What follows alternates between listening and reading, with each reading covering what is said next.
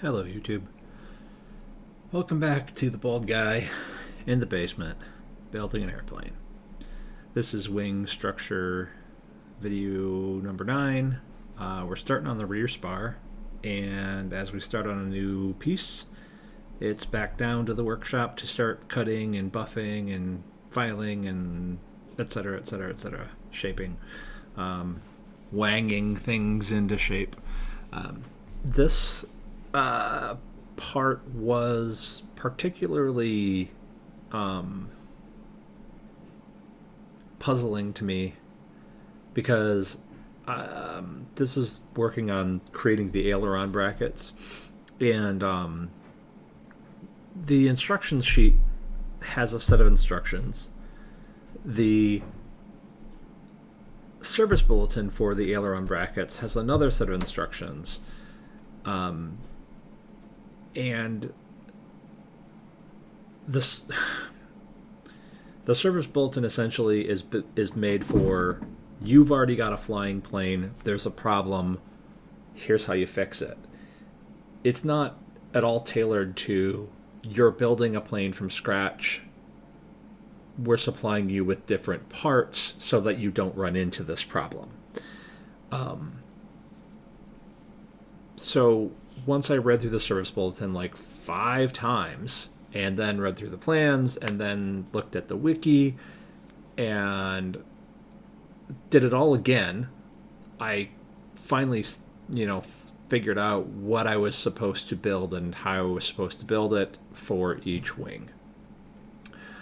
So far we've just been working on the right wing, but with this rear spar and the aileron brackets in particular, I put them all sort of together in order to make sure that I didn't transpose any parts from right to left, etc. So I made, an inboard right bracket, an outboard right bracket, an inboard left bracket, and an outboard left bracket.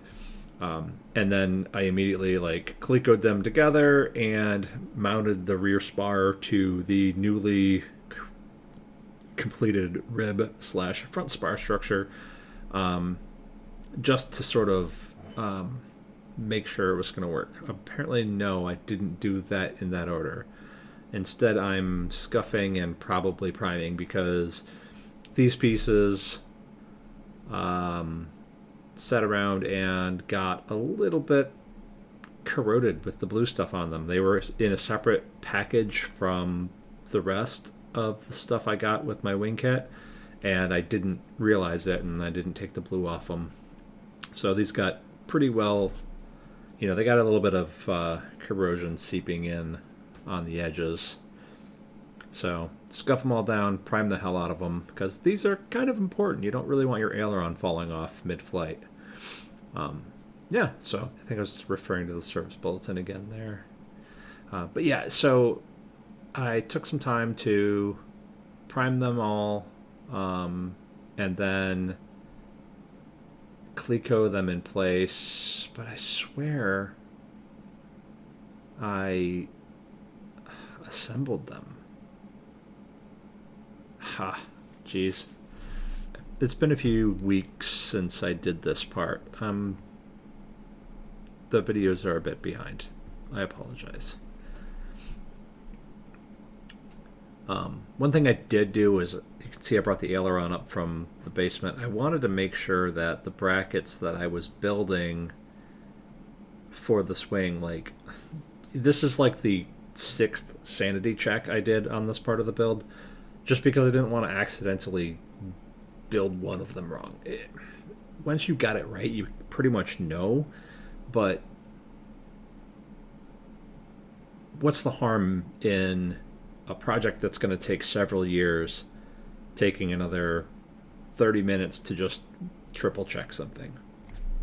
Plus, you don't want it to fall apart.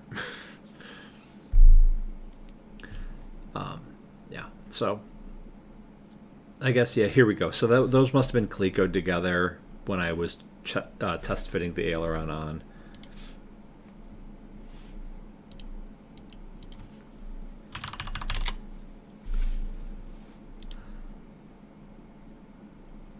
Now it's build them.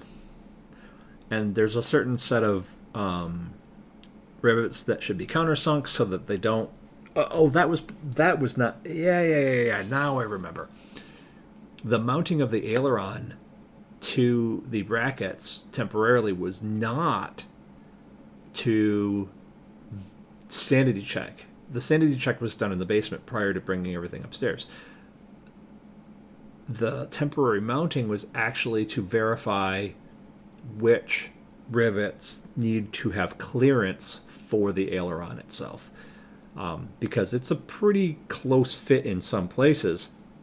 So you want to make sure that the right ones are countersunk. Now, the plans do specify some countersinking, but they're not fully up to date. So I just wanted to take some time and, like I said, 30 minutes to Cleco it all together, run downstairs, grab the aileron, mount it up, draw some stupid little lines on the brackets with a Sharpie to say, all right, anything beyond this point needs to be countersunk. Easy peasy. Then you don't have a rivet that's not countersunk, and then you have interference issues when you're trying to put it all together later. So that's it for this one. See you next time.